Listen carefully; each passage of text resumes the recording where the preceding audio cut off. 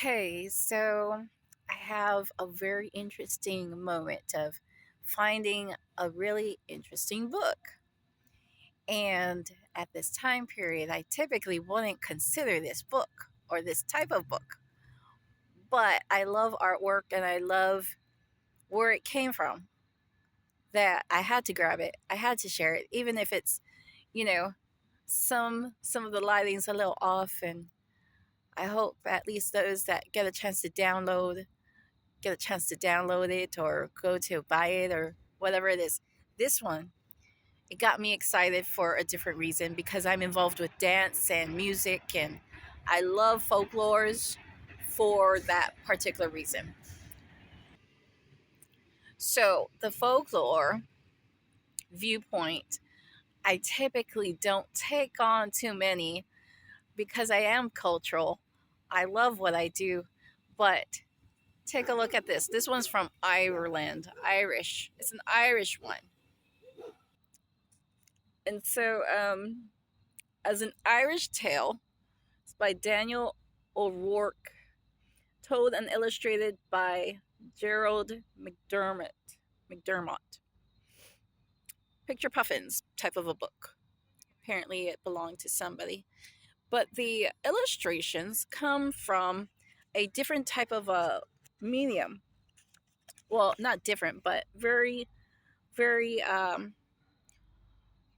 different in how they explained it. So here's the front pages. Okay, the front pages explains how the artwork is shared and illustrated in this particular book. And with it being an Irish tale, says the artwork was rendered on illustration board in sepia ink with watercolor washes and pastel pencil.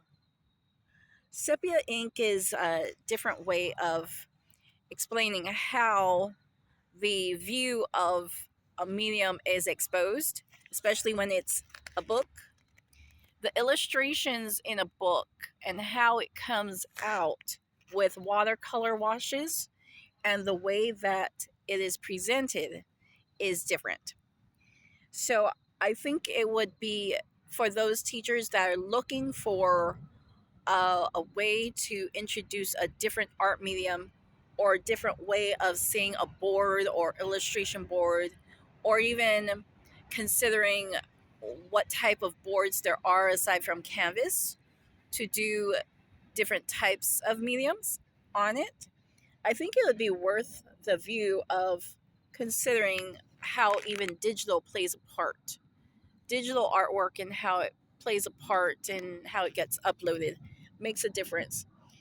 About this book, it says it's really interesting. I didn't know that this was a part of the book until I read the front pages after looking at the artwork. The puka is one of the many spirit creatures who inhabit the magical landscape of Irish folklore. It is responsible, along with fairies and leprechauns, for much of the capricious, capricious, capricious, gotta get a dictionary for that, capricious mischief that befalls ordinary folk. In the shape of a horse, the puka often takes unsuspecting humans on a wild nocturnal ride, a true nightmare. The tale of Daniel O'Rourke was first collected in the early 19th century in County Cork, Ireland, by T. Crofton Crocker. So this was first published by Viking Penguin Incorporated 1986 and then published in Picture Puffins 1988 and then I guess printed in Japan as well. Very interesting process because Penguin Books, even in Canada, the Puffin Books, it gives credit to New York, London, England, Australia, Canada, and New Zealand, and Middlesex, England. It's a very interesting journey because I've had a bit of a viewpoint for myself with my own journey in publishing. I can tell you with international copyrights, it's very interesting and downright fun to find and try and work with when it comes to international companies and getting through to publishers or even printouts and considering other ways of doing publishing.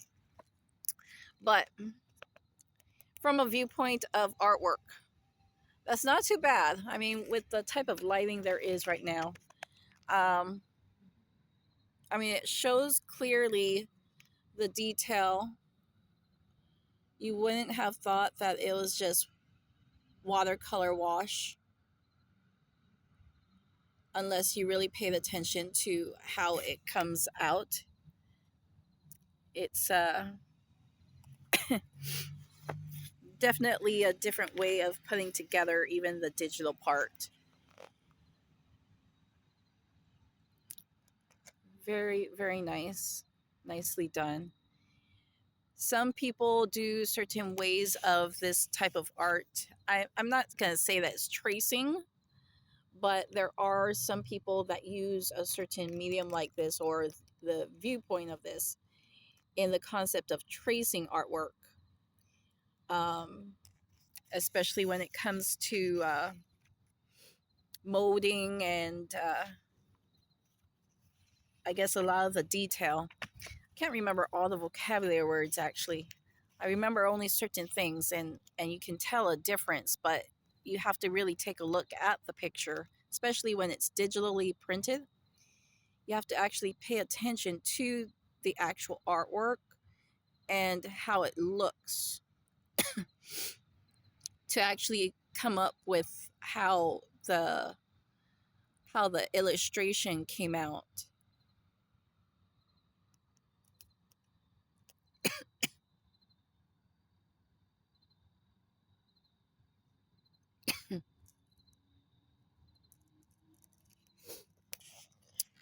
I actually like how it brings out kind of the leprechaun style with a view of what it might even have looked like. There's the moon. It almost looks like a castle setting, broken down castle, maybe after war. Maybe it's a broken down lighthouse, even, because there's the other part, the palace. Almost looks like a palace.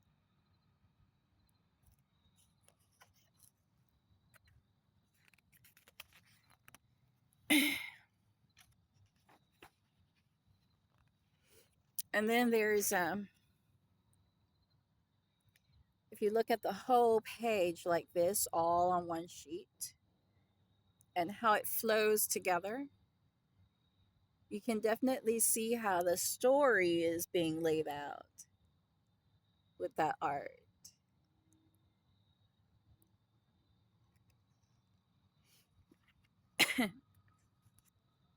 Actually, let me show you this part. I just noticed it. If you don't get a chance to see it up close because you're far away, you can see kind of the illustration right over here.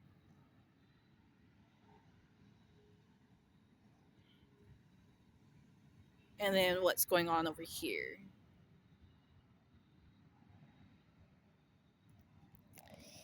Um, I'm gonna skip ahead. It almost looks like a leprechaun is in the universe.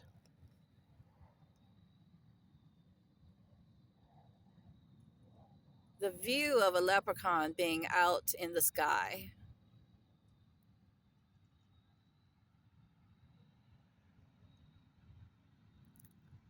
riding on wings, there you go.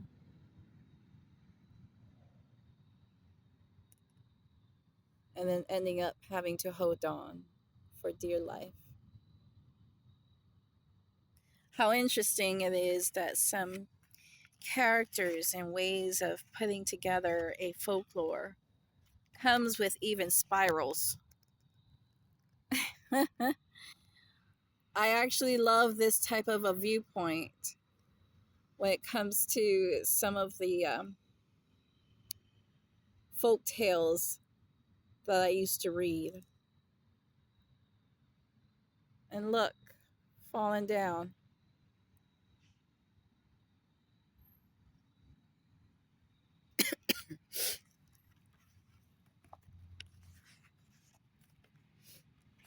Now, if you look at this animal holding on, but not really holding on to the leprechaun, it's almost like he caught that bird. But then down at the bottom, something's in the ocean. It's like very distant, but you can see it at an angle.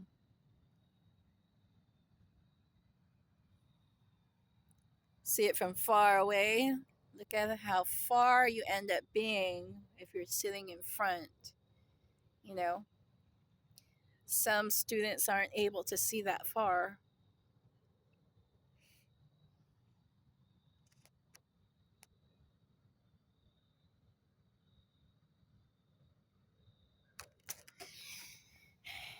Um, by the time you get to the bottom, or the bottom of the story, or the end of the story, you end up, I don't know, maybe it's something like this in which someone's trying to talk to you. Did you fall asleep? Did someone fall asleep in there? Are you sure you're wide awake with that tall hat?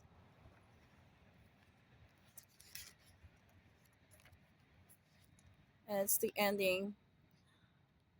Somehow, pictures with folklores in which they end the picture with oval shape and the picture in the oval or a circle. It actually comes across really nicely with the type of picture that there is and their ending.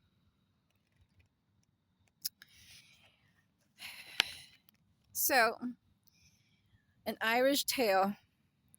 I'm going to say that I would love to get to know a few more before I dive into other types of mediums of art and performing arts in Ireland and Scotland. I haven't forgotten even bagpipes. I actually do have a love for bagpipes, by the way. So enjoy, take a look, enjoy the artwork, introduce the artwork, see if there's different comparisons that you can compare in what I shared or other ways of introducing it. And you're off to a good start when it comes to introducing folklore with even the type of style of illustration. Have an amazing one.